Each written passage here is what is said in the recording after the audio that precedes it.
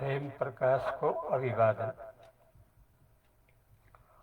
स्वयं प्रकाश को अभिवादन। स्वयं प्रकाश हो पशुपतिनाथ, पशुपतिनाथ को स्वरूप। स्वयं प्रकाश हो शिव स्वरूप, शिव को निराकार अविनाशी अमर स्वरूप। स्वयं प्रकाश हो सच्चिदानंद, सच्चिदानंद भनेको सधैँ रहिराख्ने, सधैँ चैतन्य रूपले विद्यमान, अर्थात् आफ्नै प्रकाशले सधैँ विद्यमान र आनन्दै आनन्द, सधैँ आनन्द, 24 घण्टा आनन्द, 12 महिना आनन्द, जिन्दगीभर आनन्द, शरीरको मृत्युको बेलामा पनि आनन्द, शरीरको मृत्युपछि पनि आनन्द, आनन्दै आनन्द। यो हो सच्चिदानन्द। किनकि सच्चिदानन्द हो शिव स्वरूप, शिव स्वरूप हो पशुपतिनाथ स्वरूप। यो हो स्वयं प्रकाश। अब संसारका हामी सबैको सधैँको स्वरूप पनि स्वयं प्रकाश नै हो, केवल स्वयं प्रकाश। यस्तो स्पष्ट रूपमा, अस्पष्ट होइन, स्पष्ट रूपमा, क्लियरली यो यसको अनुभव साक्षात् भइरहने हुन्छ स्वयं प्रकाशको, केवल स्वयं प्रकाश। यो शास्त्रको प्रमाणबाट, युक्तिको प्रमाणबाट, निजी अनुभवको प्रमाणबाट सधैँ प्रमाण सिद्ध। अब संसारका सबैले स्वयं प्रकाश मात्रै सधैँको हो, सबैको सधैँको स्वरूप हो भन्ने कुरा कसरी पत्याउने, कसरी जान्ने, कसरी अनुभव गर्ने? किनभने शरीरको त भर छैन, शरीरको त भर पटक्कै छैन। बेसुकै पानी आए पनि शरीर मार्ने हो। ठुल्ठुला बाढीहरू आयो भने त सखाप पार्छ नि त, आफ्नो बस्ने ठाउँमै बगाइदिन्छ।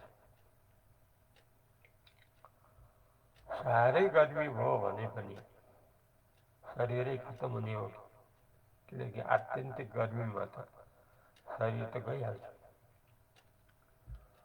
अथवा त्यस्तो केही नहोला, महाभूकम्प जान सक्छ, शक्तिशाली भूकम्प।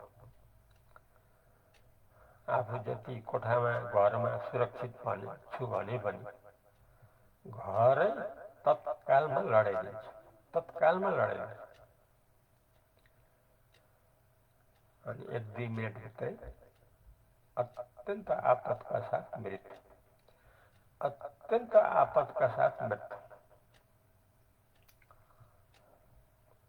शरीरको बारेमा, शरीरको मृत्यु बारेमा हामीले त्यति ध्यान दिएका छैनौँ। तर शरीर एकचोटि त मर्छ नि, चाहे एक्सिडेन्टले होस्, चाहे रोग व्याधिले होस्, चाहे वृद्ध भएर होस्,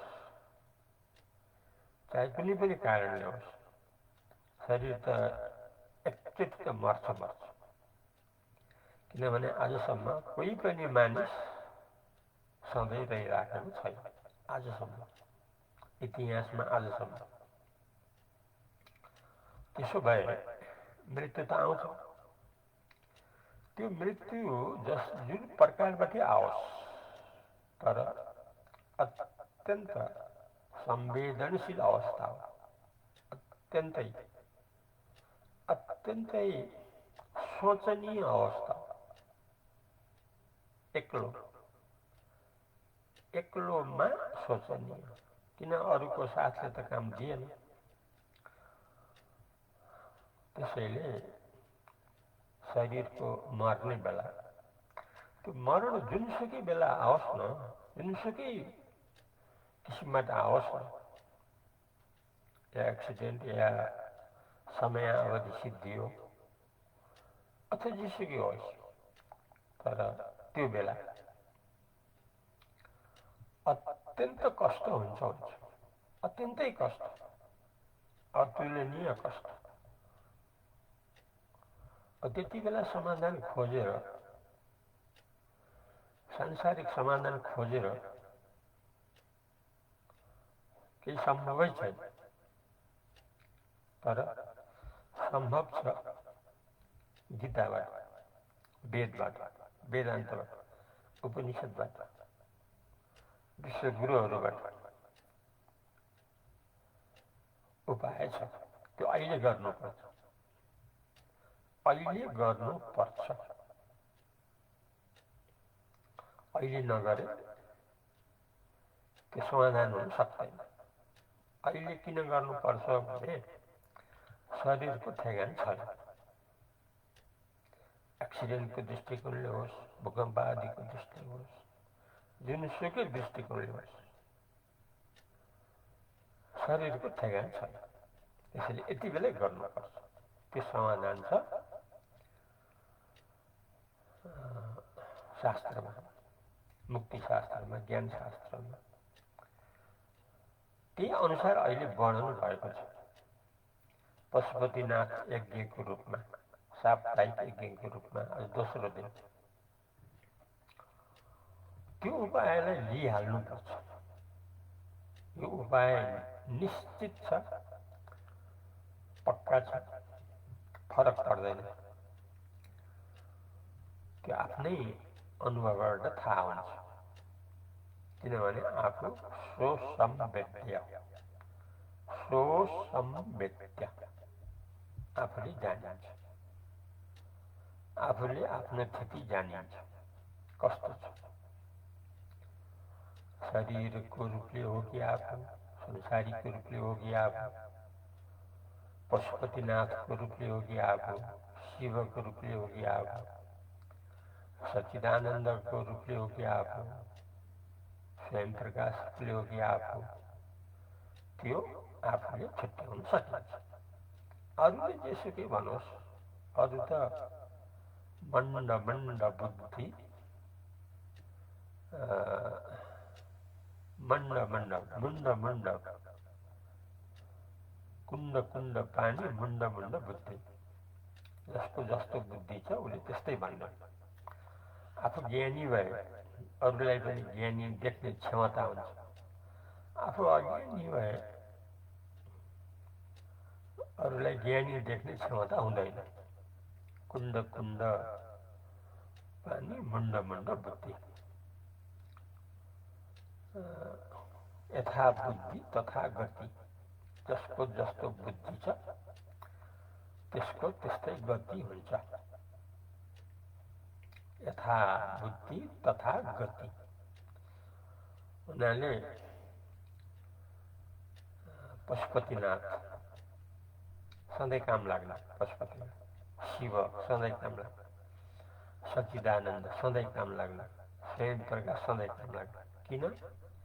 किनभने सबैको यथार्थ स्वरूप हो। किनभने सबैको यथार्थ स्वरूप हो। स्वयं प्रकाश रूपले सबैको स्थिति मुक्त रूपले हुन्छ। जीवन मुक्त, देह मुक्त रूपले हुन्छ। कसरी हुन्छ भने स्वयं प्रकाशको वर्णन यस्तो छ शास्त्र, युक्ति र अनुभूतिबाट। यो स्वतः प्रकाशित हो, यो प्रत्यक्ष अनुभवको विषय हो। तर यो शरीर संसार रहित हो।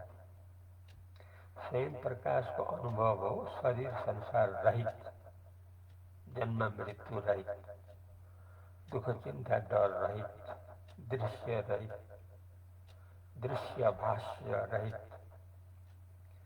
केवल परिपूर्ण, जुन सधैँ सधैँ विद्यमान छ, जो प्रत्यक्ष आफू हो, शुद्ध आफू, चैतन्य आफू, यस्तो जो आफू स्वतः अनुभवको विषय हो।